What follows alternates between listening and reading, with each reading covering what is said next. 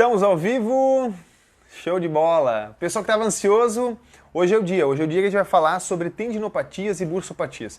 Eu já tenho um vídeo no meu canal sobre esse assunto, já tive a tranquilidade de fazer ali uns 15 a 20 minutos sobre esse tema de tendinopatias e bursopatias, mas é uma coisa que todo santo dia chega para mim, tanto na caixinha de pergunta, quanto direto no inbox. Também chega essas dúvidas lá no grupo do Personal Trainer Referência Lesão. Então, como é uma coisa que vive batendo na cabeça da galera e tem muita gente que fica sempre focado nisso.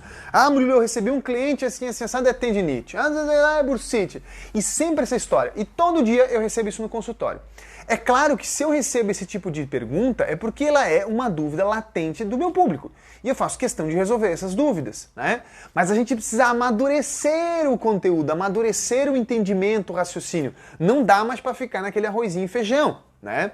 É claro que o cliente que vem me procurar, a senhorinha, o senhorzinho que chega lá no meu consultório, todo santo dia eu vou explicar, todo santo dia eu vou ter a tranquilidade para dar a ele um suporte do tipo, tá, fica tranquilo, isso aqui não é nada que o senhor está pensando, é assim, assim, assim, assado. Mas para os profissionais, né, então quem me acompanha, talvez não percebeu ainda, mas eu converso com bastante tipo de público, né? Então eu converso com o profissional de educação física, que é o profissional que eu passo muito do meu conhecimento para dar um auxílio no processo de pós-tratamento. Então o cliente fez um tratamento e eu quero que ele dê continuidade. Ou falo com o fisioterapeuta, com as pessoas que são da minha classe profissional, que também tem um pouco de dificuldade ainda de dar um bom diagnóstico, né? Eu foco em ensinar para eles um bom diagnóstico. E com o pessoal da população em geral que me acompanha, que grande maioria são os meus clientes, eu fico bem lisonjeado com a presença deles quando eles vêm na live, quando eles veem os meus vídeos, curtem, comentam. Isso é sensacional, né? Para nós que produzimos conteúdo online, que produzimos algum conteúdo para somar com a vida das pessoas, é gratificante um muito obrigado, você me ajudou, ou um bacana, um joinha, tá show de bola, tá? Então o tema da live de hoje, pessoal, é desmistificando. Eu já coloquei assim para vocês já entrarem pensando, ele vai contar que não existe essa parada de tendinite e bursite. Calma, espera um pouquinho, mas é por aí, tá? Vou dar todas as bases para vocês, tá? E vocês vão ter esse acesso de uma forma muito mais simples do que necessariamente eu chegar aqui e falar, ó, tá aqui o artigo XYZ, tá aqui o XY, né? Isso serve muito bem quando a gente está falando em pesquisa, isso serve muito bem quando a gente está falando em questão de desenvolvimento para uma formação, para uma graduação. Mas aqui para um conteúdo aberto, que é para vocês, só eu explicar um pouquinho de anatomia e fisiologia, simples, vocês vão entender. Fiquem tranquilíssimos. Uma perguntinha, pessoal, que eu quero fazer de vocês é o seguinte, eu sei que eu não sei tudo e também eu sei que eu não vou sanar todas as dúvidas sobre tendinite e bursite, mas eu quero que vocês me mandem. Não é só fortalecimento, Tavares. Agora tu aprendeu. Eu quero que vocês me mandem as dúvidas que vocês tiverem. Murilo, tive uma tendinopatia de adutor, que a gente teve um rapaz que me pediu outro tempo. Ah, tive uma tendinopatia de supraespinhoso. Para quê? Para entregar para vocês o raciocínio por trás disso. Porque cada caso, ele envolve um raciocínio biomecânico. Mas a base é igual para todo mundo. Então se você ver a live, você vai entender a base. Entendendo a base, o resto não é difícil, tá? Só quero que vocês mandem as mensagens. A Cristina, minha esposa, tá aqui do ladinho, ela fica vendo a live e ela vai anotando as perguntinhas e me mandando, tá? Uhul! A minha assistente aqui. Tá bom? Então vamos desmistificar isso aí, tá, pessoal? A primeira coisa que eu pensei quando eu criei esse tema, né? Pô, quais são as verdades, as coisas que são reais ou não dentro do conceito de bursopatias e tendinopatias, foi o motivo pelo qual eu quero ensinar para vocês, tá? Então pensando assim, o que é e o que não é. Antes de dar esse conteúdo com bastante profundidade, eu pensei assim, vou trazer um caso bem curioso para o pessoal realmente conectar com o que eu quero falar, tá bom? Mas vocês vão entender, fiquem calmos, tá? Eu me lembro deve fazer uns 3 meses, talvez 6 meses, mas acho que uns 3 meses, eu atendi um garotinho, né, veio com o pai, obviamente o pai foi meu paciente, ele trouxe o filho porque o filho tinha uma dor crônica abaixo da patela. Outro dia eu fiz uma enquetezinha aqui perguntando, você teve tendinite infrapatelar, né? Porque o raciocínio é o mesmo, nós estamos falando de tendinopatias, né? Então a criança ela chegou para mim, eu acho que tem 10 ou 12 anos, né? Acho que no máximo 12 anos, e aquele jogador de futebol fanático, sabe? Que acompanha todos os jogos, sabe tudo dos times e que tinha dor no joelho. Imagina, uma criança de 10, 12 anos, eu não me lembro bem a idade, mas por volta disso, com dor no joelho. A primeira coisa que você tem que parar e pensar assim na sua cabeça, como população em geral ou profissional, a primeira coisa que você tem que pensar assim, qual é a probabilidade de uma criança de 10, 12 anos ter suficientes traumas, agressões, mecanismos que possam desenvolver uma tendinopatia unilateral? No caso dele era no joelho esquerdo. É pequena. Murilo, mas meu filho cai direto, não sei o quê. Sim, eu concordo. Mas quer dizer que cada trauma que você vai ter tem a chance de dar uma tendinopatia? É meio incoerente isso, tá? Então, quando vem uma criança pro meu consultório, ou até um jovem aí, metade de 18, 20 anos, eu sei que a grande maioria das vezes ele não faz nem ideia do que ele causou. Muito pouco vai somar a anamnese dele. E já peguem essa sacada profissionais, ó. A anamnese nada mais é do que uma investigação da história clínica desse cliente. História clínica quer dizer, eu não quero saber quantos amiguinhos ele tinha na infância, eu quero saber quantos traumas ele teve. Então é toda a história dele, traumática, cirúrgica, infecciosa, inflamatória, doenças pregressas, coisas nesse sentido, mas que tenham conexão com o objetivo. Entenda, quando você vai avaliar um cliente, você tem que dar foco 100% na sintomatologia dele. Mas quando eu digo dar foco, não é ir lá e fechar o cabresto em cima do joelho. Isso é burrice que se chama, não foco. Tá? Você pensa assim, o seu cliente tem dor no joelho, garotinho, 10 anos, dor no joelho, tendinopatia, laudo na mão, chegou com a ressonância, acho que era ultrassom, ressonância, chegou lá com a ressonância na mão. Show de bola, temos um achado. Ouviu bem o que eu falei? Temos um achado, tá? Achado é algo que não conecta, não conclui, não resolve, não soluciona a pergunta principal, que é o que causou essa dor? O que causou essa dor, tá bom? Então eu fiz uma avaliação nesse jovem, mas a anamnese em si foi muito pequena, porque, como eu falei, não tem muita coisa que um garoto de 10, 12 anos pode me contar da saúde clínica dele, que vai mudar o meu diagnóstico, que vai mudar minha abordagem, meu raciocínio. Não tem. Muitas vezes ele tem problemas que ele nem faz ideia. A gente fez a consulta dele, fizemos a primeira abordagem, fiz o primeiro atendimento, fiz algumas pequenas correçõezinhas e ele foi embora, né? Sem mais nem menos. Voltou, a sintomatologia igual. Porque todo mundo que vem no consultório acha que é milagre. Você chega lá, eu ponho a mão e sai curado. Felizmente alguns fazem isso, mas a grande maioria não. A grande maioria existe um processo de raciocínio. Não é milagre. É anatomia, é estudo, é biomecânica. Tem uma base, tem um passo a passo. Eu posso em qualquer momento falar o passo a passo para vocês aqui de como eu conduzo os meus atendimentos, tá? Mas voltando ao garotinho. Então, fiz o segundo atendimento dele e falei, pai, muito estranho, eu vou ligar outra abordagem, eu vou ir por outro mecanismo de diagnóstico para ver se a gente conclui um pouco mais, porque não ficou muito claro no primeiro atendimento. Então, na consulta, por mais que eu investiguei um garotinho, não localizei grandes coisas. E aí, dentro dos testes, eu constatei, não vou entrar em detalhes aqui, eu constatei que havia uma pequena relação com uma porção, não muito grande, mas uma porção do intestino grosso da criança. Especificamente o cólon sigmoide. O cólon sigmoide é uma porçãozinha do final do intestino grosso, um pouco antes do reto, tá? Então tem o reto subindo de trás para frente, tem o reto, que é aqui assim, vai para o sigmoide e vai subir. Mas enfim, e avaliei que tinha essa conexão, né? Fiz alguns testes, comprovei para ele que mudava as alterações que ele tinha e fiz outros testes comprovando qual era a conexão. Porque não basta eu dizer que a dor no joelho dele vem do intestino grosso, do cólon sigmoide. Não basta. Eu preciso saber o que causou o problema do sigmoide. Deduz aí. O que você acha que uma criança de 12 anos vai ter de grave no intestino grosso que possa gerar uma dor no joelho? Dificilmente vai ser uma colite, uma diverticulite, né? É muito raro. É muito provavelmente que seja apenas o quê? Nescau. Uma intolerância, tá? Uma intolerância. No caso desse garoto, não era pelo leite. Poderia ser pelo leite, mas era especificamente pelo glúten, tá? Especificamente pelo glúten. Murilo, como que você sabe? Existem testes que a gente faz, palpações, características daquela alça intestinal, no caso do intestino grosso, colo sigmoide, que vão me dar a probabilidade maior de ser um processo bacteriano, fúngico, uma disbiose, ou mais uma inflamação, uma colite, né? Uma lesão mais importante. Enfim, numa criança, como eu falei, muito pouco provável que seria uma coisa grave, né? Então, eu falei pro pai assim, pai, olha, fica 30 dias sem dar glúten, ou pelo menos corta um pouco o pão desse garoto que já vai dar boa. Ele não conseguia, pessoal, se ajoelhar. Pensa você, com 12 anos de idade, se ajoelhar e encostar o joelho no chão, não dá pra fazer isso. Você vai brincar, você tem que ficar de cócoras ou apoiado com a outra perna. Porque não tem como você se ajoelhar. Doía pra ele, era muita dor infrapatelar. Dor no tendão infrapatelar, o tema da live, tendinopatias. E aí, beleza, a criança ficou 30 dias sem comer glúten, né? Reduziu bastante o glúten, chegou no meu consultório, simplesmente eu falei, e aí, cara, tudo certo, não sei o quê? Ajoelha pra mim aí. Sem perguntar mais nada, só ajoelha pra mim. Ele ajoelhou, olhou pra mim e falou, doutor, faz mais de uma semana que eu não sinto dor. Eu falei, pois é, né? E o que você fez? Eu só fiz o que você falou, cortei o glúten e tá tudo certo. E eu fiz todos os testes e, literalmente, como um passe de mágica, aquela criança não tinha mais nada. E aí você que tá vendo a live deve pensar assim, Murilo, das duas uma, ou tu é maluco, tá? Ou foi uma mera coincidência. Não, nenhuma das duas opções, tá? Já vou te adiantando que nem A e nem B. Um pouco maluco, na verdade, todo mundo que trabalha na saúde tá? Mas não é para tanto. O fato é bem simples, e eu vou contextualizar para vocês com pouca explicação, tá? Pouca explicação. Todo o trato digestivo, principalmente o intestino grosso e mais especificamente o sigmoide e a região cecal, são inervados por nervos que saem da região lombar baixa, mais ou menos L4, L5, da onde sai basicamente todo o plexo que vai fazer a inervação dos membros inferiores, com eles o nervo femoral. O nervo femoral é o nervo que inerva o quadríceps, o reto femoral.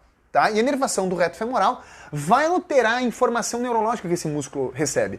A informação neurológica nada mais é do que o tônus. O tônus muscular, ele não necessariamente precisa ser um tônus patológico, como numa espasticidade. Uma espasticidade é quando uma criança tem uma deformidade a nível neurológico, como uma paralisia cerebral, e ele tem um tônus muito exacerbado. Ou não, quando ela tem um AVC, uma pessoa tem um AVC que o tônus fica flácido. Não é nesse extremo. Não vá para o extremo da doença. É muito antes disso. São respostas, são alterações na capacidade de resposta desse músculo. A gente chama de hiper ou hiporreação. Reação por resposta.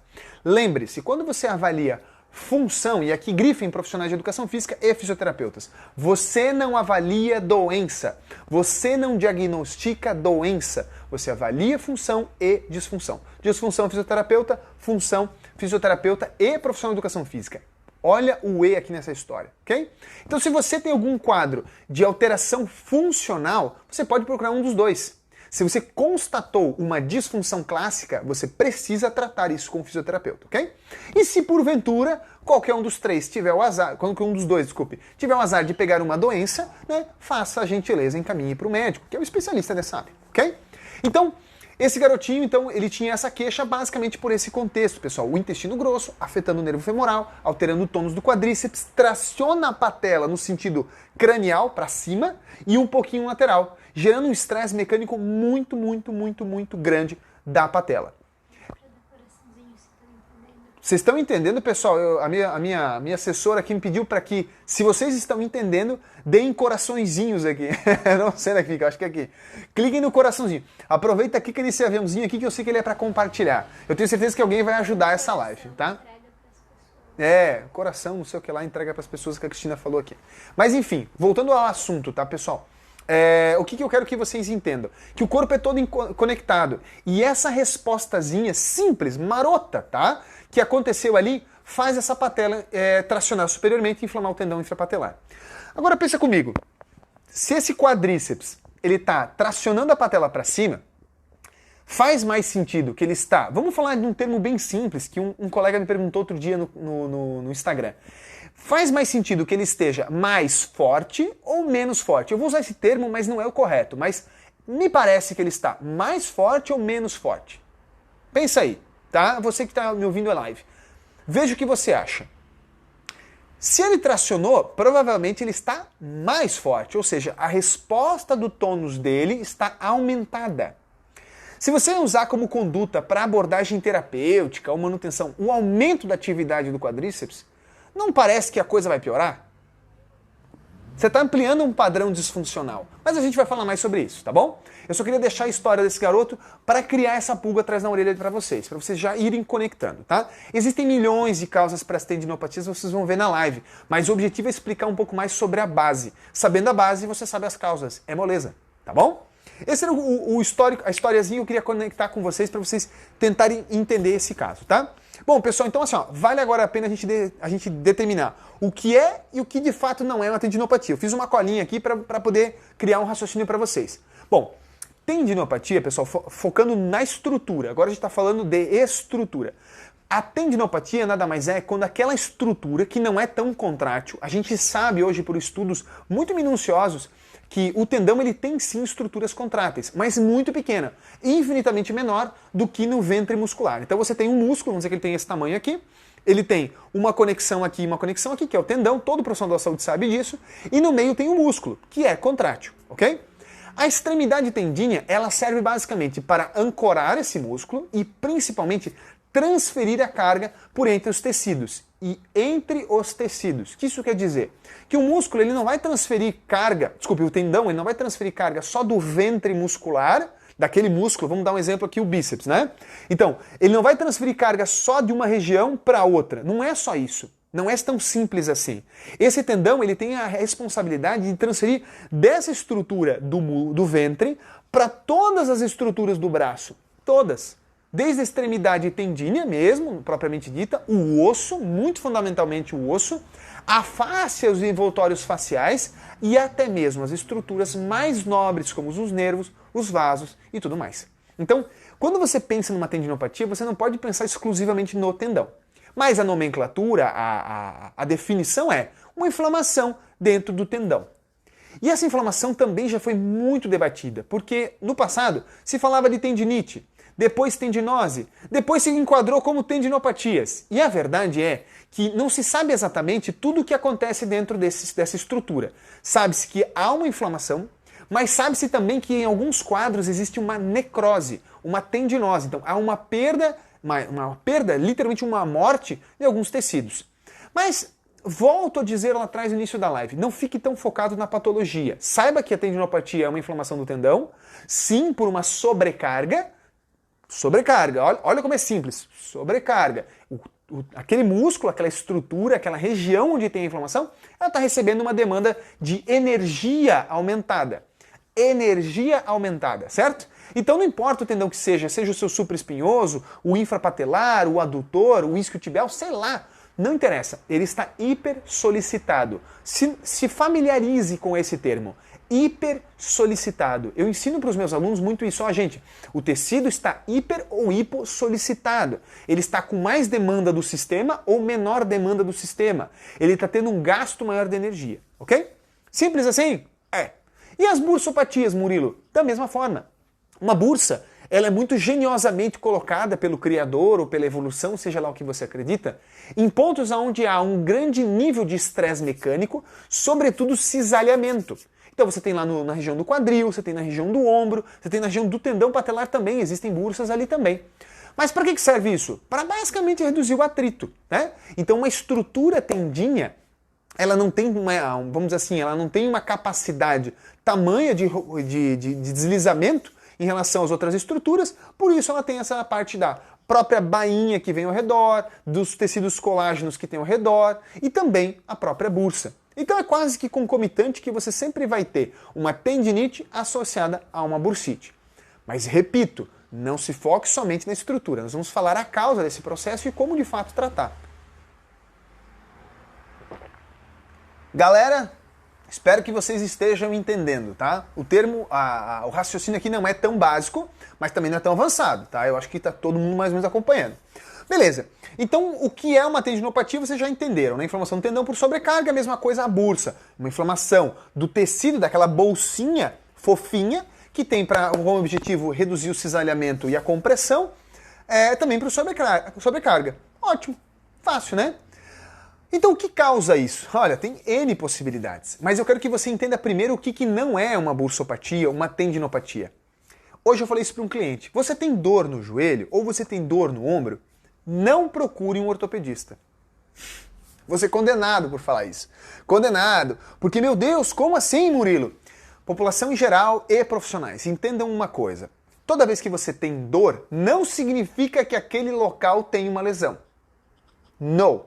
Tá? Não é assim que funciona. E eu vou voltar rapidamente num tema que eu debato no curso, que são os 3 tipos de dor. Você tem sim dor de origem nociceptiva, ou seja, existe uma inflamação aqui e a lesão está aqui e é por isso que eu sinto dor aqui. Mas existe a famosa dor nociplástica. O que isso quer dizer? Que não há absolutamente nada aqui e é o seu sistema que está interpretando isso errado. O problema que gera essa dor está em outro lugar. Ok? Não vou entrar no assunto de dor porque não é o objetivo da live, mas eu tinha que explicar isso para vocês conectarem comigo.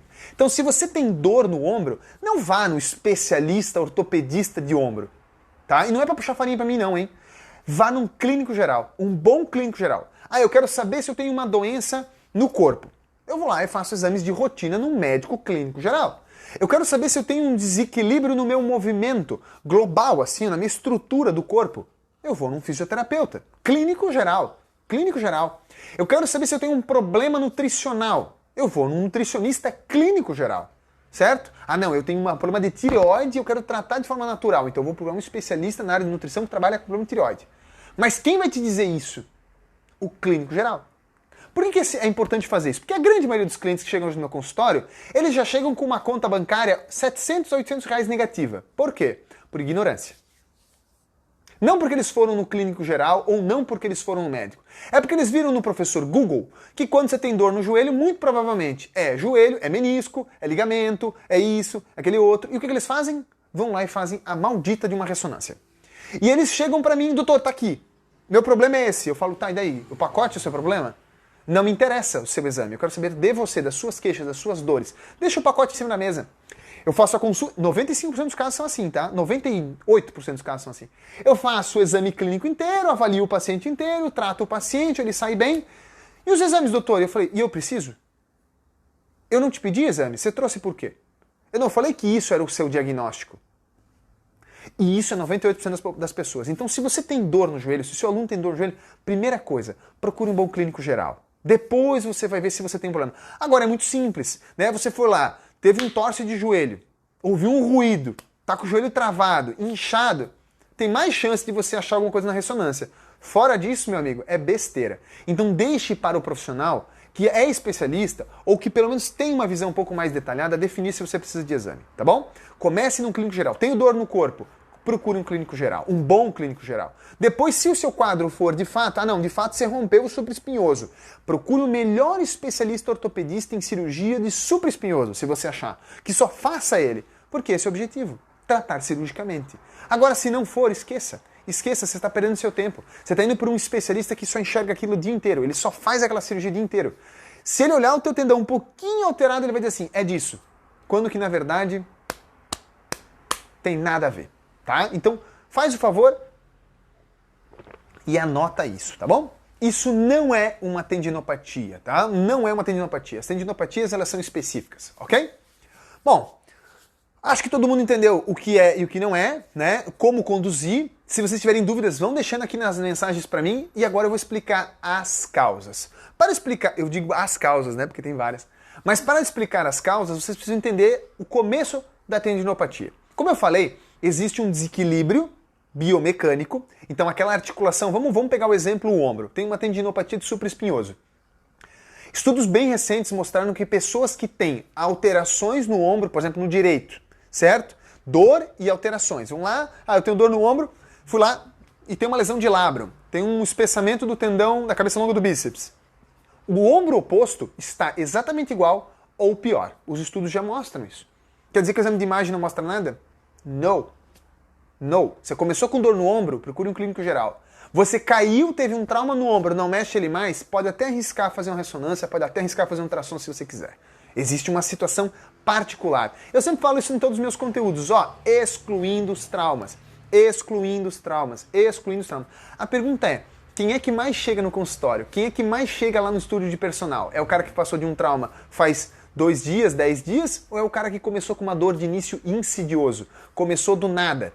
É esse, né? É a segunda opção. Raramente é o trauma. E quando é o trauma, a gente vai certeiro em cima e não tem erro, né? Ali é 1 mais 1 igual a 2, ok? Então, se você começou com uma dor no ombro e você fez porventura um exame e tem uma tendinopatia, uma bursopatia, aqui vem a explicação da real causa desse fenômeno, ok? Sempre acontece por uma sobrecarga mecânica, Murilo? Sim. Que pode ser porque está hipersolicitado ou também por questões de hipossolicitado. Pouca solicitação articular também. Mas na maioria das vezes é por mais, tá? Só acontece isso por algum desequilíbrio biomecânico. Então vamos dar um exemplo muito simples, tá? Imagina que você está com uma dorzinha aqui na região do supraespinhoso, realmente, né? Ali no tendão. Sua limitação é para abduzir. Toda e qualquer disfunção a nível da escápula, por exemplo, vai gerar isso. Ainda não falei o que causou esse desequilíbrio da escápula, mas estou explicando que o supraespinhoso, como todos os outros músculos do corpo, tem uma ancoragem em uma estrutura óssea. Essa estrutura óssea não é estática, ela está em constante movimento. Não há como você ter um bom movimento do ombro se todas as estruturas não tiverem uma boa sinergia, um bom movimento sinérgico, ok? Então, se esse músculo ele tiver solicitado demais, o supraespinhoso, ele vai espessar o tendão dele, porque ele transferiu muita carga, e vai inflamar e gerar a bursopatia, a tendinopatia. Beleza. Então você já sabe que a causa desse problema a nível do ombro, a mesma aplicação para um quadril, a mesma aplicação para um joelho, é porque ele está hipersolicitado por uma biomecânica ineficiente. Ótimo. Porque sempre tem que ter um o quê, do quê, gente. Não aceite assim, ó. Tua dor nas costas vem do teu diafragma. A dor vem da bochecha. Tá, a pergunta é, e aí, o que causou esse problema de diafragma? Tua dor de cabeça vem da tua TM. E o que causou o teu problema da TM? Entende? Tem que sempre ter um porquê. Senão você fica num vazio. E eu tenho um bom resultado hoje nos meus pacientes, 80% dos meus pacientes têm alta no terceiro atendimento. Na verdade, no segundo ele já vem muito melhor. O terceiro é para realmente ter garantia que eles ficaram bem. Por quê? Porque eu trato a causa no primeiro momento. Nos primeiros 5, 10 minutos eu acho a causa do paciente. Aí o tratamento varia. Tem clientes que a causa é mais longa, tem clientes que a causa é rápida. Eu posso dar uns exemplos depois aqui para vocês. Mas enfim, se você sabe a causa, o começo desse problema, o resto todo vai por água abaixo. Então vamos voltar para a história da escápula. Beleza, eu percebi lá que, vamos botar ali, vamos pensar para algum caso prático. Na minha cabeça não vem nenhum aqui muito prático, mas eu vou criar um, tá? Tem vários, não vem nenhum na minha cabeça agora. Então imagina que essa pessoa ela evoluiu com uma tendinopatia do supraespinhoso no ombro direito. E a queixa dela é para abdução, ok? E aí eu fui lá, avaliei o cliente, eu percebi, por exemplo, um achado simples, um achado bem comum, né? Um aumento muito severo do estado de tensão e trofismo do trapézio. Aquele músculo trapézio, de um lado ele parece muito normal na sua textura, a gente palpa e percebe, que macio, o outro, que duro, né? E as suas conexões, o trapézio, ele tem conexões muito grandes, né? Então ele vai desde a margem nucal, cervical cervical alta e margem nucal, desce pelo pescoço, vai até o acrômio, pessoal, e vai até lá na coluna, mais ou menos até T12. Então ele é muito grandão, né? Mas enfim, eu palpei esse cliente, fiz alguns testes e constatei que o trapézio do lado direito, aqui no meu caso, o meu lado direito, tá? Pra quem tá vendo é o outro lado. Mas enfim, tá um pouco aumentado. Isso é um achado. Então eu não posso julgar que isso é um diagnóstico. Eu tenho que ir atrás desse problema. E aí eu vou lá na estrutura, na região cervical alta, onde esse trapézio tem a sua inervação e percebo uma disfunção. Opa, mais um achado, que indica uma alteração, talvez, do trapézio, ou uma sequela, ou uma causa. E vou seguindo esses achados. Não vou explicar todos eles porque vai ficar confuso para vocês, tá? Vou seguindo esse achado. Então, o profissional que dá o diagnóstico, ele vai coletando, literalmente cego, ele fecha os olhos e fala assim, deita aqui, pum. E ele vai coletando todas as informações e vai notando, tá, achei negócio cervical, achei negócio trapézio, um pouquinho no nariz, no ouvido, faz uns testes e fala, Maria, a tua dor no ombro, ela vem de uma inflamação do ouvido. Isso não é simples, tá, pessoal? Existem vários achados para isso. Mas essa alteração do ouvido, vamos botar nesse ouvido aqui, do ouvido, gerou vamos dizer que tem uma inflamação lá com 5 anos de idade, uma otite grave, certo? Isso é uma causa, tá? Olha como é complicado. Isso é uma causa de uma tendinopatia. Pode ser a sua. E eu posso dar mais 1 milhão se vocês quiserem. Então a dona Maria teve uma inflamação com 5 anos de idade, o corpo se adaptou, e essa estrutura do osso temporal, ela não vai ter mais um movimento fisiológico. Movimento é vida. E tudo no seu corpo se movimenta. Quando você para alguma coisa, algum prejuízo dá. Por quê? Sempre tem o porquê do porquê do porquê. Toda vez que você tem a perda de um movimento, o corpo compensa em outro movimento. Você tem perda da qualidade do movimento do trapézio, vai compensar com uma rotação, olha bem, uma rotação lateral da escápula, certo? E uma elevação dela, reduzindo o espaço subacromial, gerando uma compressão nessa bursa e nesse tendão. Percebeu a biomecânica dando prejuízo aqui? Mas o que causou isso foi a alteração no tônus do trapézio, Murilo? Em parte. Tem que avaliar o contexto. Pode ser que não tenha nada a ver. Pode ser que ele seja um mecanismo protetor. Então é muito difícil você agora padronizar, certo? Não dá para padronizar? Não dá, porque um diagnóstico não vem de um achado, ele vem da conclusão de vários achados. Olha como é complexo. Então lá a disfunçãozinha do osso temporal gerou um espessamento na sutura occipito-temporal, que adaptou em rotação a cervical alta do cliente, reduzindo o pulso do nervo acessório, que é o nervo que controla o trapézio. Segura, digere um pouco, porque isso é uma causa comum pra caramba, principalmente em crianças. Principalmente em crianças. Se o seu filho tem uma tendinopatia que surgiu do nada, problemas de ouvido, garganta, nariz, amígdala, são grandes causadores. Mas eles... Fala, Cristina. Pode ter a ver com trabalho e esforço repetitivo? Ah, essa pergunta sempre vem, né? Ah, e o meu trabalho pode causar uma tendinopatia, uma bursopatia? Olha, pessoal, vou dar um exemplo bem prático. Eu há vários anos, para quem não me conhece, eu comecei a trabalhar com perícia judicial, perícia técnica. E eu optei por abandonar essa área. Por quê?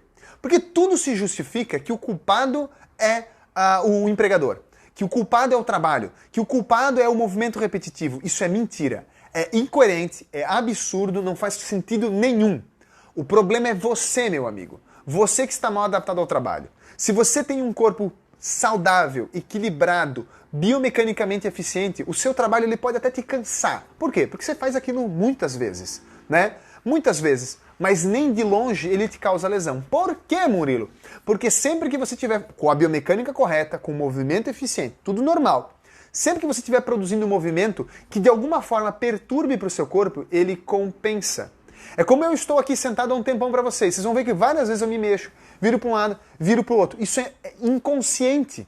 É inconsciente. Meu corpo ele está calibrando para que eu não tenha um gasto energético, nenhum sofrimento de uma estruturinha específica. Ora ele manda eu trazer meu ombro mais para frente, ora mais para trás, ora mais para baixo. Percebe que você nunca está de fato fazendo um movimento repetitivo?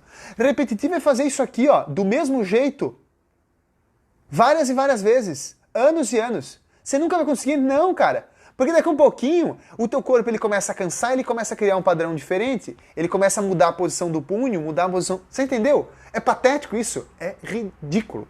É ridículo. É mais que ignorância. É verdade. Por isso que eu larguei a perícia técnica judicial, porque na cabeça do juiz, ou na cabeça do advogado, na cabeça de outras pessoas, o movimento repetitivo é o grande causador. E o que eu via? Funcionários que tinham sobrepeso, esteatose hepática, severos problemas cardíacos, tá? Problemas metabólicos, alimentação péssima. Como é que um tendão funciona bem nessa história? Como é que um organismo funciona bem nessa história? É ridículo.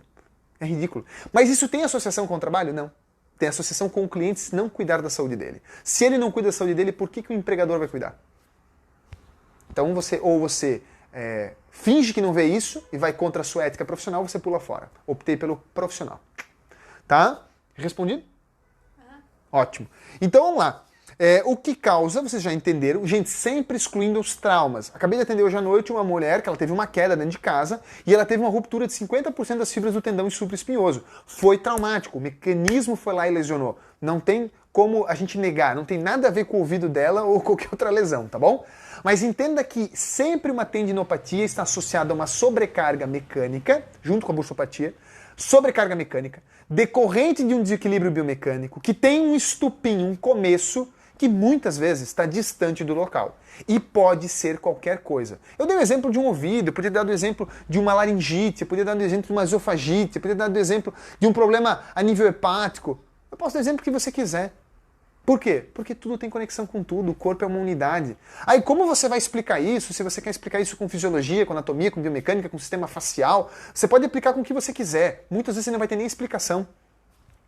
Aqui, ó, só rapidamente, um paciente do sexo feminino, uns 46 anos, atendi faz umas 2 semanas, dor na região do infraespinhoso, tendão do infraespinhoso bilateral. Explica pra mim, qual a possibilidade dessa paciente ter a chance, vamos dizer assim, a perfeição humana de ela fazer o mesmo grau de movimento repetitivo dos 2 braços de forma igual, ao ponto de gerar o mesmo maldito sintoma. Detalhe, que não muda absolutamente nada se ela faz ou não o movimento.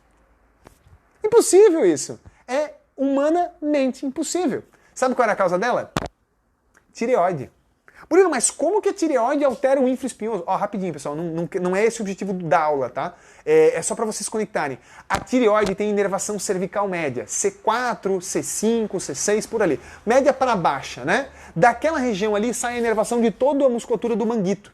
Se você tem uma alteração da tireoide, tanto com um aumento da atividade dela, uma diminuição da atividade dela, você vai afetar a inervação autonômica dela a nível cervical, a inervação motora do plexo braquial. Alterando essa inervação, você vai ter uma informação neurológica alterada para os músculos, por exemplo, do manguito, como o infraespinhoso, gerando neles um aumento do tônus ou uma diminuição do tônus em relação à resposta dele, ok? Então, para quem é profissional, se acostume a entender isso. Se acostume a entender que o músculo não é porque ele parece bem que ele está bem. Existem testes para você saber se o tônus está fisiológico ou não. Ok? Fez sentido? No caso dela, ela estava com uma hiporreação do infraespinhoso. Uma hiporreação do infraespinhoso. Quando eu testava, ela sentia dor. Dor. E a causa do problema tireoidiano era uma insuficiência de iodo, um problema químico. Eu passei para ela tomar iodo, ela voltou em 15 dias e o ombro... Não mexi no ombro dela. Não mexi nem na inervação, nem mexi em nada. Dica. Eu simplesmente dei Lugol 2 gotinhas por dia para ela tomar e deu boa. Tá? Simples assim, causa, tratou a causa, a sequela vai embora. Se a sequela não vai embora, a gente trata depois, mas a maioria vai embora. Ou vai quase tudo embora, tá? Como tratar de forma natural? Puta que pariu, essa pergunta danada, né? A grande verdade é que a tendinopatia você não deve tratar. Você deve tratar o sistema, o corpo, a unidade, a sua integridade. Vamos a um exemplo prático. Como que você vai tratar uma tendinopatia do punho? Com exercício isométrico, concêntrico ou excêntrico? Nem A, nem B, nem C. Por quê? Se ele está hipersolicitado, se esse músculo está hipersolicitado, ou mesmo hipossolicitado, existe uma falha biomecânica. Então, se esse cliente tem dor e limitação ao movimento, você precisa encaminhar ele a um bom clínico geral para fazer uma avaliação da causa. Como eu falei, clínico geral depende da área. Nesse caso, obviamente, faz mais sentido para a função, tá bom? Então eu quero que você entenda um exemplo bem prático. Dor no punho. Ah, Murilo, meu pulso abriu. Mentira, não existe isso. Tirando nos traumas em que você foi lá, fez um trauma mecânico, e aí você pode ter lesionado o retináculo dos extensores dos flexores, que é muito incomum, mas pode. O resto, você tem um desequilíbrio biomecânico. Alguma coisa está causando isso. E a gente tem que avaliar todo o seu corpo. Todo o seu corpo. Então, se você pensar assim, como tratar de forma natural? É muito simples. Muito simples. A regra é clara. Se a causa é física, técnicas físicas, mecânicas, mobilização, movimento, tá? Física. Se a causa é química, olha a tireoide. Química. O tratamento é químico. Eu não fiquei mexendo a tireoide dela. Eu dei um negócio que ajuda a tireoide. E se não melhorasse, pessoal, eu ia encaminhar ela para um especialista. Por quê? Porque eu sei que o problema é a tireoide, mas talvez eu não trate. Eu não sou dentista, mas toda semana no meu consultório, de 10 a 15 clientes têm problemas dentários. Por quê? Conectados à causa deles. Porque eu faço um bom diagnóstico. Meu negócio é dar diagnóstico. Meu negócio é achar se a função tá ou não tá normal. Se ela não tá normal, dizer o que é. Não é tratar, não. Assim chega no meu consultório. Insuficiência cardíaca, várias. Esteatose hepática, muitas. Cirrose hepática, já chegou. Câncer do intestino grosso, tá? Mas não sou eu que dou o diagnóstico? Não, é doença. Mas eu vou lá e falo, amigão, vamos fazer um examezinho do seu fígado aqui, ó, que tem uma coisinha que eu não acho que tá muito bom. Aí eu vejo o exame, vejo o laudo, cirrosezinha tá aqui, ó, vai lá no hepatologista, ó. Isso é ético, tá? Não tem que ficar abraçando todo mundo, querendo salvar todo mundo. Tu não tem que salvar ninguém. Tu tem que ajudar as pessoas com aquilo que tu sabe, com aquilo que tu deve fazer, não ficar tentando salvar o mundo. Enfim, né? Onde é que eu tava? Se é físico, trata com físico. Se é químico, trata com químico. Se é emocional, trata emocional. Emocional não se trata com remédio, tá? A resposta química a nível cerebral dos neurotransmissores que acontecem em doenças como depressão, síndrome do pânico, ansiedade, é uma sequela, é um achado. É o final da cadeia. Você teve um estupim emocional que deu alterações a nível de serotonina, noradrenalina, bababá. Isso aí é sequela. Não se trata com químico. Nem com fitoterápico, Murilo. O problema não é esse.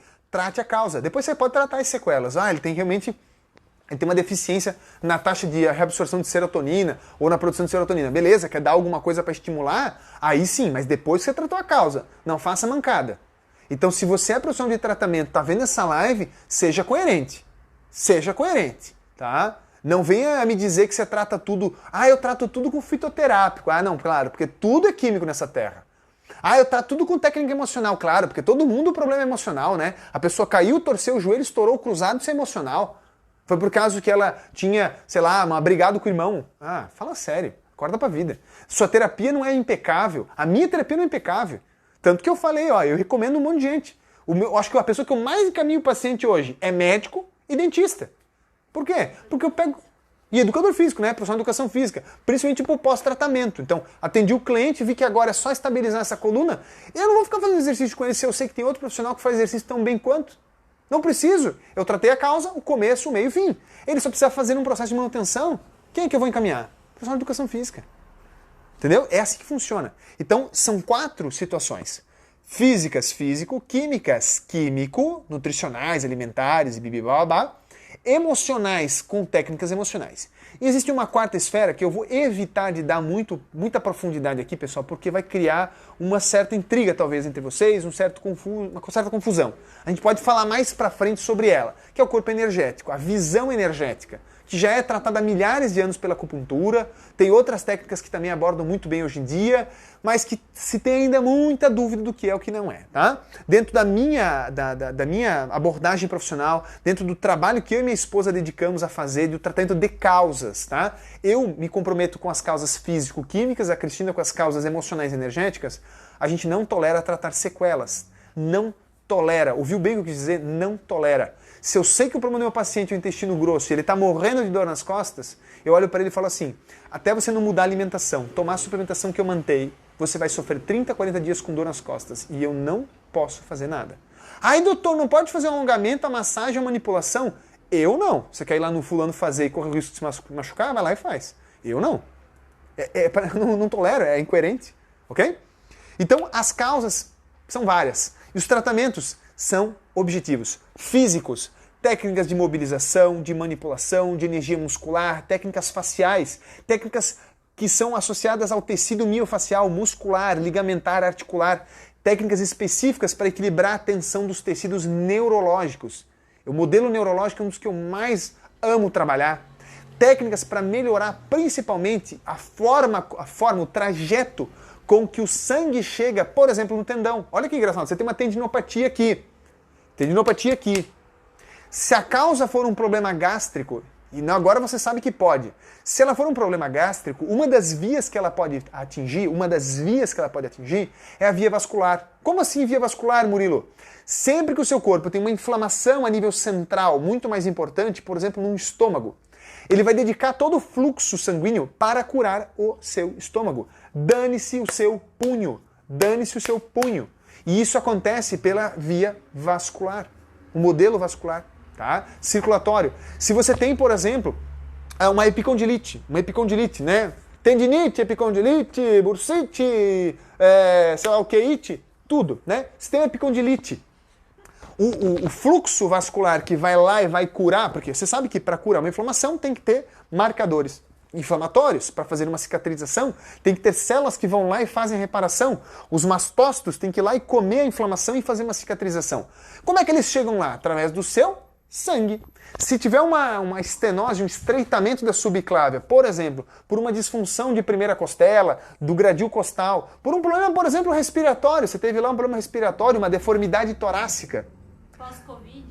Você teve Covid, uma limitação pulmonar, o tórax não expande direito, a primeira costela comprimiu a subclávia, você começou com fraqueza no braço e evoluiu para uma epicondilite. Pronto, tem mais uma causa. É fácil dar diagnóstico, só que não. Você tem que constatar um tórax rígido, constatar uma simetria do movimento do diafragma, constatar uma costela que não desliza bem, uma clavícula que não desliza bem, um movimento respiratório, um padrão travado inspiratório, restrições na pleura. Isso são achados. Se cada achado desse fosse um diagnóstico, a pessoa que louco que ia ser. Né? Ou melhor, se cada achado desse eu precisasse de um exame de imagem, uns 10 mil talvez você ia gastar de exame. Ridículo, isso é patético. Não, você precisa fazer uma análise clínica global do seu cliente de olho fechado, sem querer achar nada, coletar todos os achados, marcar na sua cabeça, no seu caderninho e dizer, isso aqui é o diagnóstico. E depois, meu amigo, você tem que tratar aquilo ali e tudo tem que sumir. E se não sumir, você está errado do problema. Você está totalmente fora do começo do contexto. É complicado, né? A Sol disse que você ajudou muito ela. Quem falou isso? A Sol. A Sol? Magras. Lembrei da Sol, sim. Eu não me lembro da causa, mas lembro dela. A gente tratou a causa dela. E por isso que a gente conseguiu ajudar ela. Na medida do possível, curou. Certo? E na medicina, pessoal, se fala muito pouco em cura, tá? Por quê? Porque muitas vezes se dá o remédio, né? E se você ler o remédio ao pé da letra, ele quer dizer o quê? Remediar. Procrastinar. Jogar pra frente. Empurrar com a barriga. Pra quê? Pra que a hora que virar doença dê pra tratar. Porque se não virar doença, o médico não trata. E não é criticar médico não, hein? Não é criticar médico não. Médico trata doença. Fisioterapeuta trata disfunção. Profissional de educação física potencializa, promove, eleva os padrões funcionais. É isso. Cada macaco com seu galho, todo mundo trabalha bonito. Ok?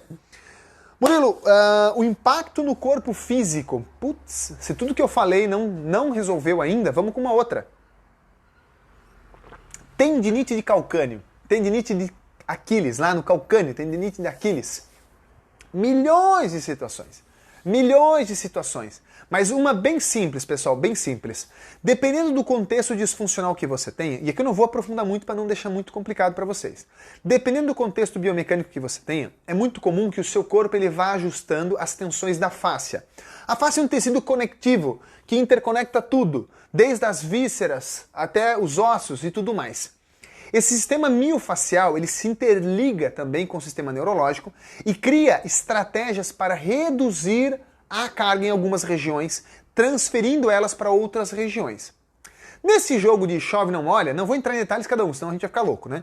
Nesse jogo de chove não molha, muitas vezes você pode desenvolver uma assimetria de membros inferiores adaptativa. O que isso quer dizer? Uma perna falsa curta. Muita gente, se você pegar você, o seu filho, sua mãe, ir lá, esticar a perninha deles e olhar lá o maléolo é aquele ossinho, tá, pessoal, saltadinho, e medir, você vai ver, opa, você tem uma perna mais curta que a outra. Se você começar a fazer isso com todos os seus alunos, todos os seus clientes, todos os seus alunos de personal, seus pacientes, se você fizer em casa, você vai ver que todo mundo praticamente tem, grande maioria, né, tem uma pequena diferençazinha no maléolo. Bom, isso é uma disfunção? Isso é um achado, não é disfunção. Tá? Mas esse achado ele indica que muito provavelmente você tem uma tensão facial maior de um hemicorpo do que do outro. E que isso não é fisiológico, é compensatório. Seu corpo está resolvendo uma parada e resolvendo em outro ponto. Né? Ele puxou de um ponto para resolver outro ponto. Hoje mesmo, eu vou contar rapidinho aqui, eu fiz um comentário num vídeo. Eu fiz por natureza minha, né? Natureza minha. Eu vi o cara lá nas Maldivas, lindo, maravilhoso, bombadão, bermudinha, camiseta, show de bola.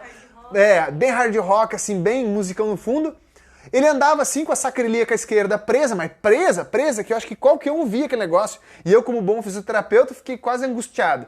Aquele joelho varo e ele andando meio que na ponta do pé. E eu olhei aquele negócio mancando assim, eu falei, meu Deus, rapaz. Será que só eu tô vendo isso?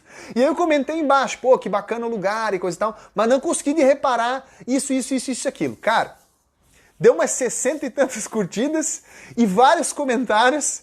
Poxa, não sei o que você tá falando, mas que eu vi que o cara tá estranho, tá, né? Mas enfim, foi engraçado, foi uma sátira. Depois eu posto um print aqui pra vocês. Foi engraçado, porque meu olhar, ele foi pura e simplesmente de dizer assim, amigão, tem um problema na sua sacrilíaca. Se você quiser, tem como procurar ajuda. Posso te recomendar algum colega, sei lá, mas você tem problema. Né? É visível, e isso sem dúvida te gera alguma coisa. Talvez você não tenha dor, mas que tá te gerando algum problema, tá. Enfim. Voltando nessa história, esse cara, sem dúvida, tá? Sem dúvida ele tinha uma perna curta, talvez a esquerda, a direita, provavelmente a esquerda, tá? E essa perna curta, pessoal, faz uma compensação muito simples. Ele vai pisar na ponta do pé. Ele vai pisar na ponta do pé. Se ele pisa na ponta do pé, quem é o músculo que faz a plantiflexão? Que é deixar na ponta do pé? Tríceps sural. Toda a musculatura da panturrilha. E se ele tá assim, ele tá hiper solicitado. Se ele está hiper solicitado, qual é a probabilidade dele desenvolver uma tendinopatia? Do calcânio? Várias. Então a grande maioria das pessoas, dos seus alunos, clientes, que tem uma tendinite de calcânio, tem uma tendinite, uma fasciite plantar, né, que não deixa de ser uma inflamação do tendão e das fáscias, e geralmente ele tem um desequilíbrio de membros inferiores, uma assimetria. Gente, o que causa isso eu não vou falar. Até no vídeo lá eu comentei que pela conjuntura da obra, muito provavelmente era um problema craniano do lado direito, mas eu não vou ter como explicar para vocês. O olhar clínico viu algumas coisinhas lá que não dá para explicar, ninguém vai ver assim, né? A olho nu, né? Mas enfim, ele ficou com essa alteração. Então, se eu pudesse, eu pegaria, amigão, vem cá, marca, vamos tratar que esse negócio vai dar problema. E melhora horrores, tá? Horrores. Então, quando eu falo em impacto no corpo físico, todo o seu corpo é impactado. Sempre que você tiver uma tendinopatia, uma bursopatia, esqueça isso da sua cabeça, apague esse diagnóstico e pense. Tem uma sobrecarga dessa região. Para isso tem que ter um desequilíbrio biomecânico. Para isso eu preciso avaliar a minha função, não a minha estrutura, a minha função. Pergunta, Cristina. A Selma disse que tem calcificação no tendão de Aquiles. Ó, viu, dona Selma? A senhora tem calcificação no tendão. Por que o corpo depositou cálcio naquele tendão? Porque de tanta carga mecânica que tem naquele tendão, se ele não botar um pouquinho de mineral ali dentro, um mineral rígido, duro, que gere mais fibrose ali assim, vai estourar. Então a calcificação desse tendão ela é uma compensação por uma hipersolicitação desse tendão. A pergunta que você tem que se fazer é o que está lhe solicitando. Por que a senhora está solicitando esse tendão? Muito provavelmente, vamos dizer que seja a sua perna esquerda, muito provavelmente o lado direito tem algum desequilíbrio? Sim, a probabilidade é gigante. Mas pode ser do lado esquerdo, Murilo? Pode também. Por isso que dar diagnóstico... Ah, Murilo, me diz o que pode causar tal coisa. Na minha cabeça passa assim... O que eu respondo pra pessoa? O que eu respondo? Eu posso dizer para ela assim, se ela me disser, Murilo, vamos dar aqui um exemplo bem esdrúxulo, né, cara? Não sei, não me veio nada, né? Mas uma faringite, ela pode dar dor no joelho? Pode. Dá uma ideia. Uma otite já falei, otite é bem óbvio, né? Mas enfim, gente, qualquer coisa. Ah, vasectomia, poxa, claro, imagina, 20 anos de dor nas costas, o paciente, por uma vasectomia, né? Ele tratou em casa, ele pegou o próprio testículo, liberou aderência. O próprio testículo, eu ensino ele a liberar em casa, né? Eu não vou botar a mão no testículo do cara. Então eu pedi para ele liberar o próprio testículo em casa. Falei, meu amigo, daqui 10 dias você volta aqui e eu vou tratar as sequelas, você sai sem dor. Olha a promessa, hein? Olha a promessa. Daqui 10 dias você volta aqui e eu vou tratar as sequelas, você sai sem dor. Ele voltou e falou, Murilo, minha dor nas costas melhorou 50% com o que você mandou eu fazer. Fiz 3 dias. Liberou a vasectomia. E eu fui lá, tratei sequelas, saiu sem dor. Ele falou assim, cara, eu tô há 20 anos procurando solução do meu problema. Eu falei, sim, você está 20 anos tentando tratar a sua dor nas costas e não o seu corpo, tá? Então o impacto no corpo físico é gigante, gente. E assim, aqui, pessoal, separei uma parte legal da live pra gente não ficar muito fora do contexto. Raciocínio nos exercícios corretivos e alguns exemplos. Vou pegar um exemplo de um cliente. Não vou pegar exemplo de cliente, não. Vou pegar um exemplo de um colega que pediu aqui pra mim. Ele tá com uma tendinite de adutor, que vai levar uma pubalgia. Então está com uma tendinite nos músculos da parte interna da coxa que vai levar uma pubalgia. Geralmente, pessoal, o pubis ele é extremamente imóvel. Então a musculatura adutora, a musculatura dentro da coxa, ela tenta estabilizar esse cara. Então ele fica ali brigando, tentando brigar, estabilizar. Com isso, eles estão hipersolicitados, inflamam o tendão, tem uma tendinopatia, ok?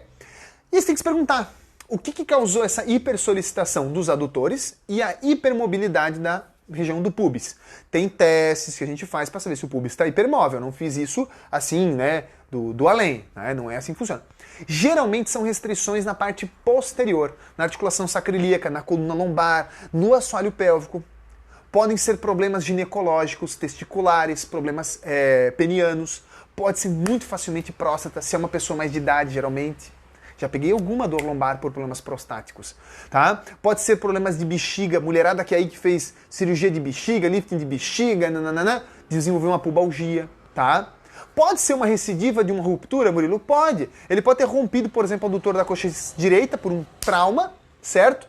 Isso fez um espasmo protetor e um bloqueio daquele ilíaco direito, e o ilíaco esquerdo ficou hipermóvel, gerando, por exemplo, uma tendinopatia do adutor esquerdo. Pode. Como eu falei, os traumas, gente, trauma não é humano. Trauma não é humano. Trauma você alterou a anatomia, né? Você fraturou a perna. Fraturou. Não é mais a sua perna. Agora é outra coisa, é diferente. Tem uma pinação, mas não é. Ah, mas eu operei e ficou bonitinho. Bonitinho uma ova, nunca vai ficar igual. Não tem nada que o ser humano crie parecido com o que o Criador criou, a evolução criou, né?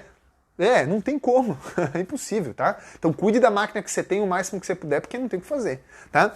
Então, raciocínio em cima de exercícios corretivos. Sempre que você vê, isso é regra, que você vê um histórico, ouça bem, colega profissional de educação física e você que faz exercício físico. Se você tem dor e limitação ao movimento, não interessa onde, você tem possíveis alterações que indicam doenças ou disfunções. É necessário uma avaliação do profissional de tratamento. É necessário. Ah, mas tem como eu tirar uma suspeita? Não tem. É necessário, tá bom? Depois, se você não tem mais isso, Murilo, a pessoa tem histórico de tendinopatia, então você já tem que concluir. Tendinopatia do supraespinhoso, tendinopatia do infraespinhoso, tem que concluir que ela já teve um momento em que a biomecânica dela não foi boa. Então, se você é profissional de educação física, se você fizer um bom trabalho para preservar, manter e principalmente potencializar uma boa biomecânica do tórax, da escápula, da cervical e das relações mecânicas e faciais com esse tecido, você está prevenindo uma tendinopatia. Esquece o fortalecimento daquele tecido local, esquece que aquela pessoa teve tendinopatia, esquece que aquele tendão teve um problema. Quanto menos você e o cliente ficar focado na doença, menos cinesiofobia esse cliente vai ter. O que isso quer dizer? Menos medo do movimento. Qual a dúvida? Cultura dos isquiotibiais também? A pubalgia? Ruptura dos isquios. Cara, se você romper os isquios, depende do grau da ruptura. Se for ruptura total, é óbvio que vai ter que ser cirúrgico, né? Se for uma distensão, eu até fiz um post sobre distensão, o tratamento é conservador. Você vai gradativamente deixando aquele tecido cicatrizar, pode usar medicação, anti-inflamatório escambau, gelo, calor, escambau, tá? E depois retroduzir o movimento.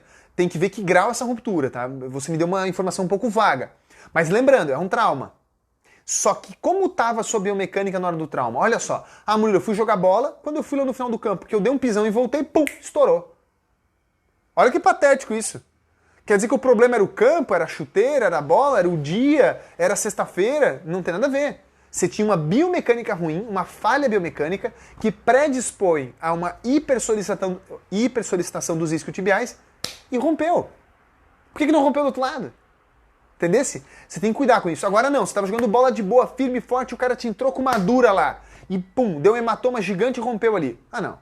Aí, uma situação do tempo, né? Fatalidade, né? Não tem nada a ver. Então cuidado, hein? Cuidado. Não é porque você teve um trauma que o culpado é o trauma. Às vezes você já estava com uma biomecânica ruim. Era a puca estava armada, você só engatou o negócio. Em relação à tendinite dos adutores, a ruptura dos isquios pode ter relação também? Claro, meu Deus, a biomecânica é íntima, né? Para e pensa comigo aqui, ó.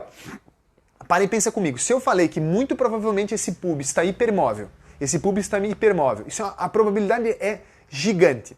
É muito provável que um dos dois ilíacos, ou o direito... Gente, o ilíaco é o osso do quadril, tá? Um dos dois ilíacos, ele não tem uma biomecânica adequada. Ou um está movendo demais, ou o outro de menos. Ou os dois estão bloqueados na sacra ilíaca. Quando acontece isso, você sabe que os isquiotibiais, isquio, sai da região isquiática. A região isquiática é uma parte do osso do quadril, do ilíaco, correto? Isquio, pubis e a crista ilíaca. Então, como essa estrutura do ilíaco inteiro ela não está fisiológica, a tendência é que os isquiotibiais vão tentar compensar, ou estabilizando, certo? Então vamos dar um exemplo de um ilíaco que está travado posteriormente. Esses isquios vão estar muito fortes. Já se esse ilíaco tiver tracionado anteriormente, bloqueado anteriormente, os isquiotibiais vão estar extremamente estirados e hipersolicitados. Isso ali, meu amigo, é mel na chupeta para tu romper. Aí tu foi lá, fingiu que era o bambambam, tocou o foda-se e estourou. Então isso é mais uma sequela. Quer dizer que você não achou a causa do seu problema? Você ainda não achou a causa. Você está só de foco na tendinite, na ruptura, na laceração, você não vai resolver seu problema. Você precisa pesquisar a causa do problema. Você precisa ter algum clínico geral que colete todas as informações, organize na mesa. Eu faço isso, tá? Amanhã, por exemplo, eu vou fazer online para um cliente do Rio de Janeiro. Colecto essas informações e falo, amigo, a probabilidade 1, 2 e 3 é essa. Vamos nessa, vamos nessa, vamos nessa. Alguma delas vai melhorar. Às vezes eu sou bem certeiro. É a primeira, pum.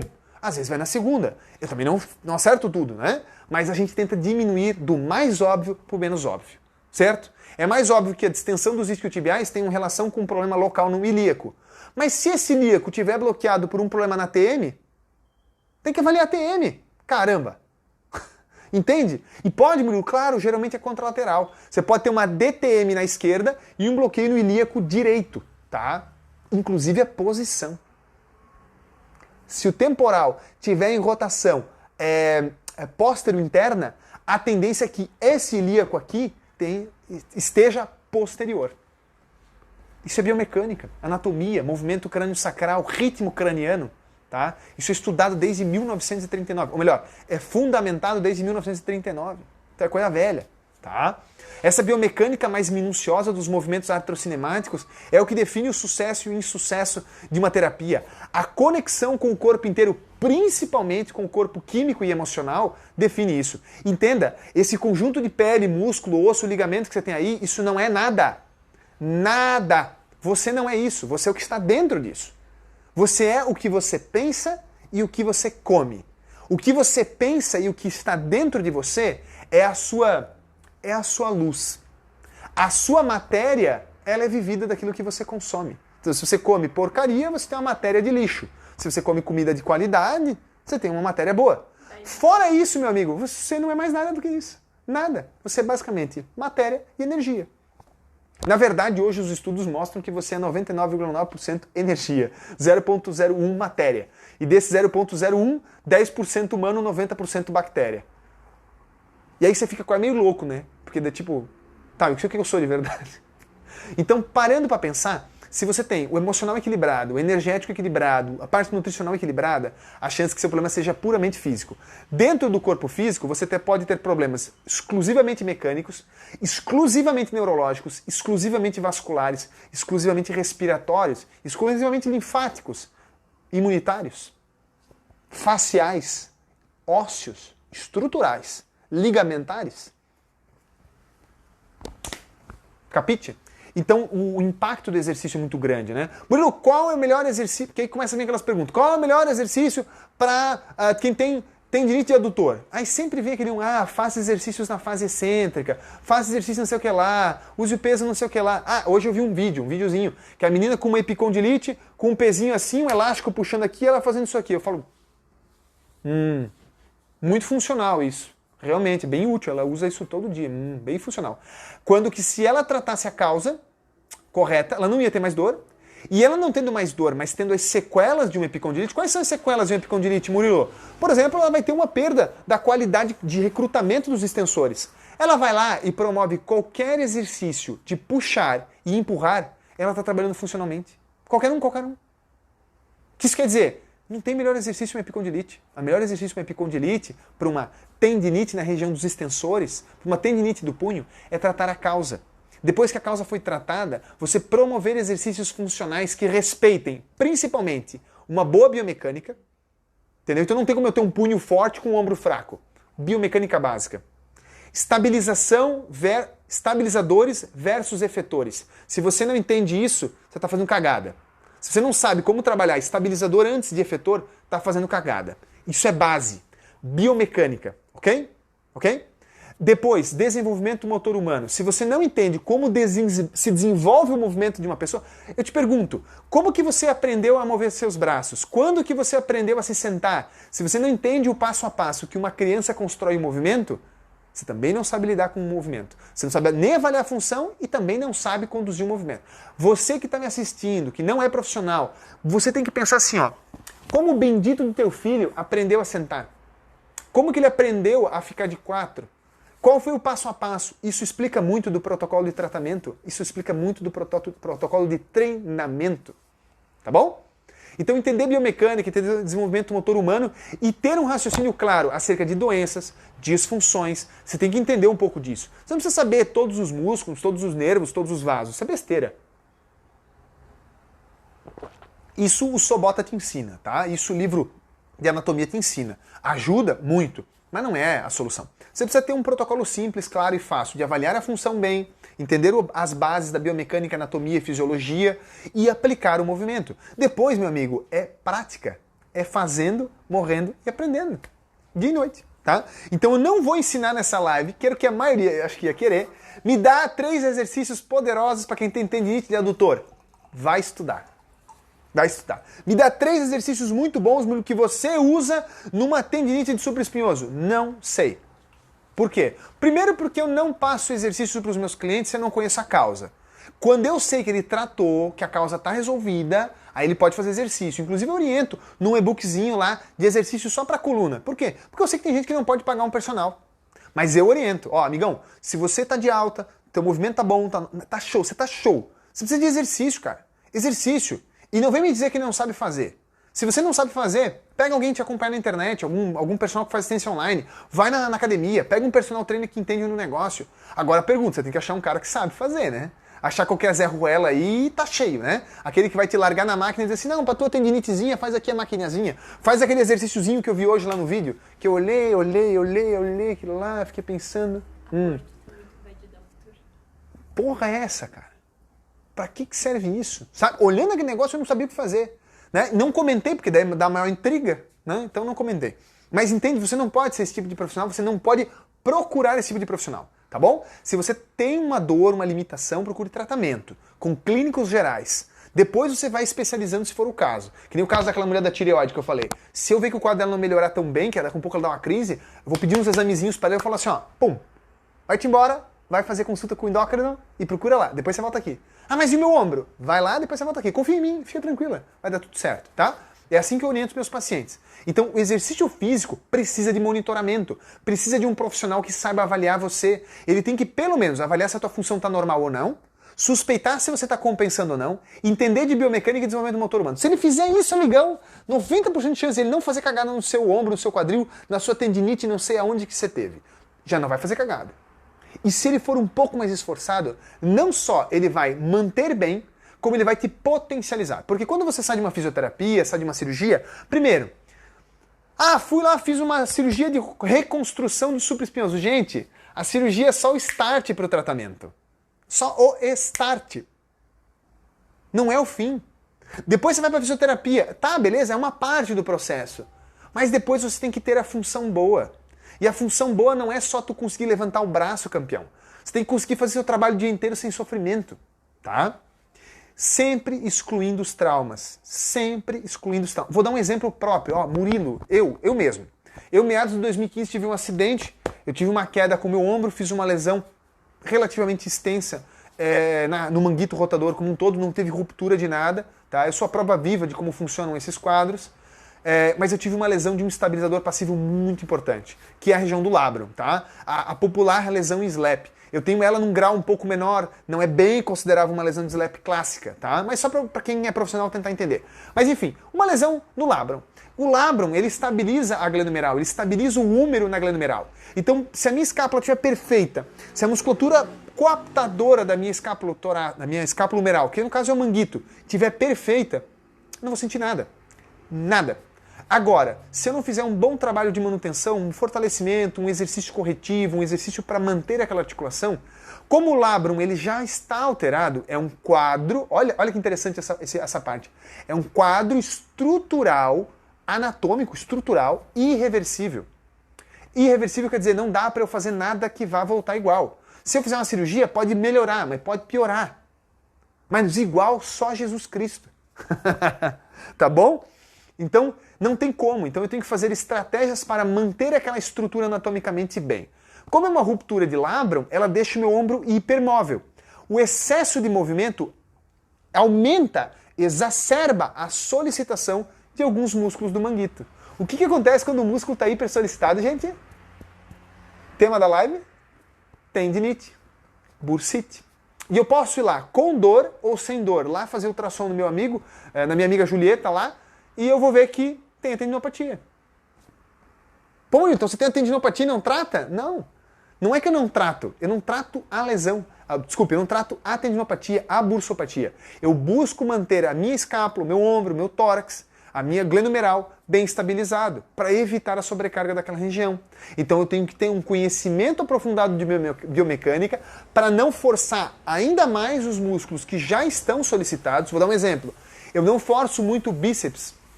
E aí quem entendeu um pouco de biomecânica vai sacar por quê, tá? Porque ele já está hipersolicitado na biomecânica dessa lesão. Lesão do labrum. Cada biomecânica tem um, cada trauma tem um, cada lesão tem outro. Então não dá para explicar cada uma delas. Não dá. Você precisa entender biomecânica, anatomia. Hoje eu expliquei para um aluno, a menina fez uma fratura de cotovelo, né? A biomecânica do cotovelo ficou uma bagunça. Eu olhei aquilo lá, meu Deus do céu amado, né? Cirurgia de hospital público, né? Você já deve imaginar. Não vou mostrar a imagem aqui porque vai chocar talvez.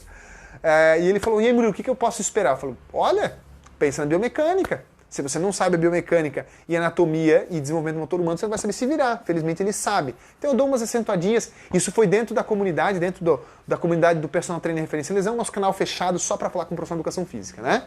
Mas enfim, gente, raciocínio dos exercícios corretivos, esse é um exemplo, tá? Não tem como eu dizer para vocês. Por isso que vocês vão ver pouquíssimos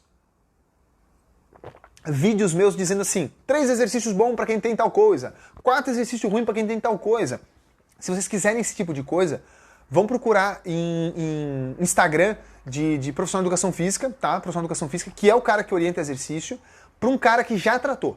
Porque se o cara não tratou, se ele tá com a dor, tá com a limitação, e alguém tá orientando exercício para isso, além de antiético pra caramba, é errado, e joga um jogo muito perigoso, do 50-50, que eu não vou falar para vocês. Por quê?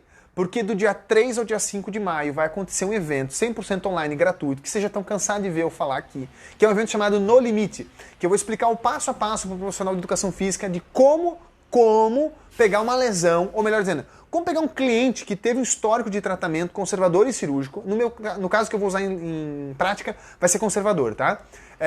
E fazer um baita de um treinamento para manutenção, promoção, potencialização. Eu vou fazer o passo a passo ao vivo, filmando o cliente fazendo. Vai ser algo único, tá? Para quem é profissional da área de educação física. Para quem é da população, acho o máximo também. Por quê? Pô, se vocês verem a aula, vocês vão entender como que passa na cabeça do fisioterapeuta, como que passa na cabeça do profissional de educação física, como que é elaborado dar um diagnóstico, como é elaborado fazer o ajuste do treinamento de um cliente que teve uma cirurgia, de um cliente que teve um tratamento conservador, como é elaborado você quantificar aquilo ali para fazer um trabalho diferenciado. Não é qualquer profissional de educação física que você tem que ir, não é qualquer médico, não é qualquer fisioterapeuta. E tem muita macacada na internet também. Você não pode confiar em qualquer um, questione. Questione inclusive o que eu falei.